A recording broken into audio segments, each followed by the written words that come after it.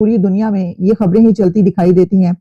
और इस वक्त की बड़ी खबर, रूस के राष्ट्रपति व्लादिमीर पुतिन जल्द भारत आएंगे। पाकिस्तानियों का रवैया कुछ इस तरह से हो गया कि अब हम कह रहे हैं कि अब बहुत हो गई, बड़ा दौरा होगा, बड़ी तस्वीर होगी। क्या हमारी फॉरेन मिनिस्ट्री या हमारी फॉरेन पॉलिसी इस तरह से इस मामले को लेकर चल सकती है कि हम दोनों मुमालिक के साथ ताल्लुकात बड़े बेहतर तरीके से आगे लेकर चलें, अपने इकोनॉमिक इंटरेस्ट जो हैं उनको भी सेफ गार्ड करें दोनों मुमालिक के साथ? जो है वो बड़े कंसेशंस दे रहा है इंडिया को, वो is going out of its way to cultivate India.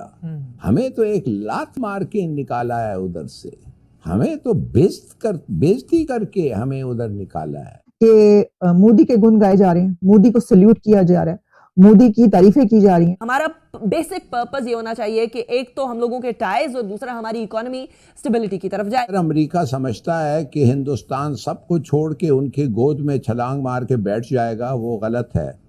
Hindustan ऐसी चीज नहीं करेगा, खास तौर रूस के साथ। तुम मोदी को नहीं डरा सके, तुम मोदी को नहीं डरा सकते, उसको खौफजदा नहीं कर सके।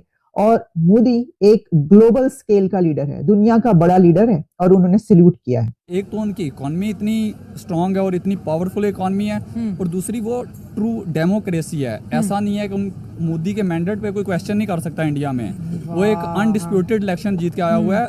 और रशिया से उनके तल्लुकात आज के नहीं है, ये जब से इंडिया और पाकिस्तान बने हैं ये तल्लुकात उनके तब से हैं। इंडिया ने ऐसा नहीं किया। अगर उसने रूस से फायदा उठाया तो आज अमेरिका भी उसके बिल्कुल साथ खड़ा है। तो दोनों बड़े जो ममालिक हैं इस दुनिया के, उनसे पूरा फायदा उठा रहे हैं। पूरी यूरोपियन कम्युनिटी के साथ उनके ताल्लुकात ठीक है। हमसाया मुल्कों में हमारे अलावा उनके ईरान से बहुत अच्छे ताल्लुकात हैं। बाकी जो छोटे ममालिक हैं उनके साथ उनकी वैसी बड़ी इक्वेशन है। मोदी ने बहुत मेहनत की है, स्ट्रगल की अपनी कंट्री के लिए। उन्होंने अपनी हर कंट्री के अंदर एक अच्छी बेस बनाई है, ठीक है। कहते हैं ना, जिसकी जितनी वैल्यू होती है उसको उतनी ही इज्जत दी जाती है, ठीक है।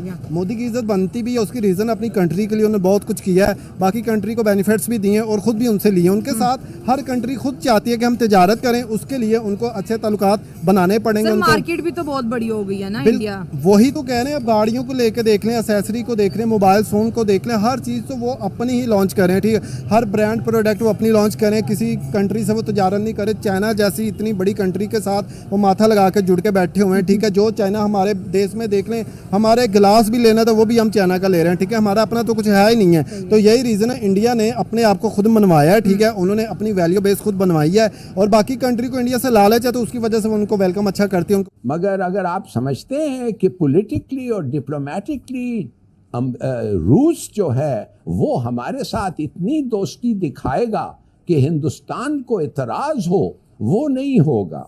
लेट्स नॉट फॉरगेट, हिंदुस्तान और रूस पुराने दोस्त हैं। आज दुनिया कहती है कि ये जो सेंचुरी है ये इंडिया की है, हर जगह इंडिया जो है डोमिनेट कर रहा है। वो उसकी रीज़न ये है कि इंडिया एक बड़ा मुल्क बन चुका है, बड़ी मार्केट बन चुका है, वो खुद एक ब्रांड बन चुका है जो अमेरिका का मुकाबला भी कर सकती है, ठीक है। चाइना का मुकाबला भी कर सकती है। इतनी तरक्की कर चुके हैं कि पहला वो मुल्क इंडिया ही है। चंद्रयान 3 जिस साइड पे उतरा था नॉर्थ एरिया में, उस साइड पे अभी तक अमेरिका जैसा या चाइना जैसा भी अपना कोई सारा लॉन्च नहीं कर सका, ठीक है। ये बता दिया कि टेक्नोलॉजी में हम अमेरिका के भी बाप हैं। तो मकसद ये है कि ये चैलेंज है आपकी फॉरेन पॉलिसी का कि दुनिया के साथ आपने ताल्लुकात कैसे ठीक रखने हैं बगैर किसी को अनॉय किए हुए, बगैर किसी को नाराज किए हुए।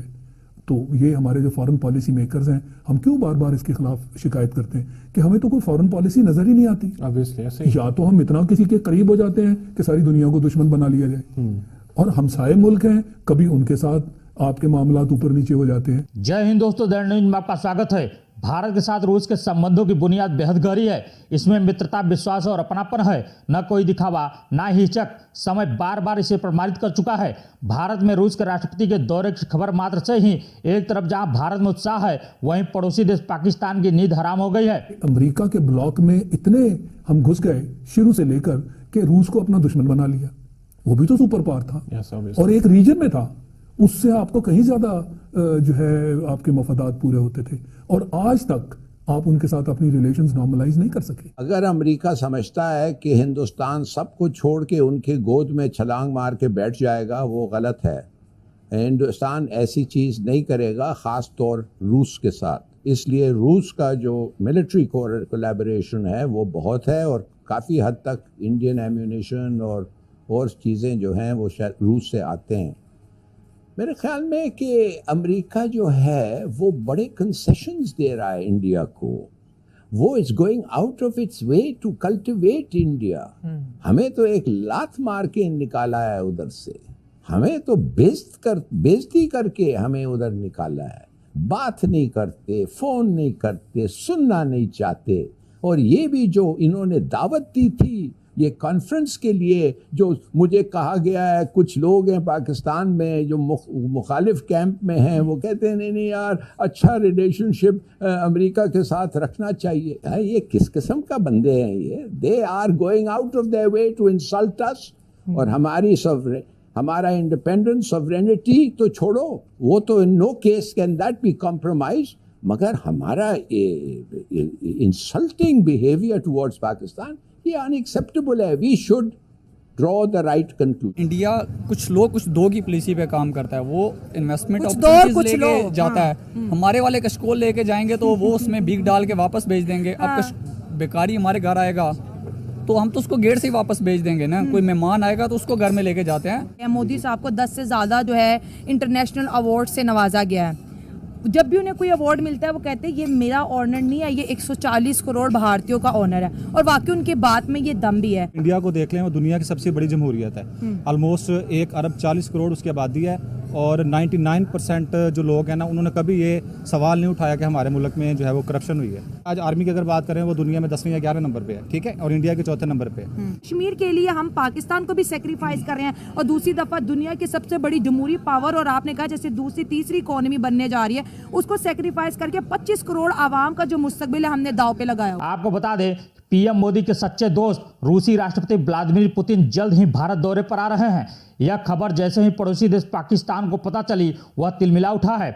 इसी खुन्नस में पाक मीडिया के एक कार्यक्रम में जफर हिलाली भारत और रूस के संबंधों पर बोलते हुए कहता है कि आज अमेरिका भले ही अपने हथियारों का खजाना भारत के लिए खोल दिया है, लेकिन भारत अपने सच्चे दोस्त रूस को कभी धोखा नहीं देगा।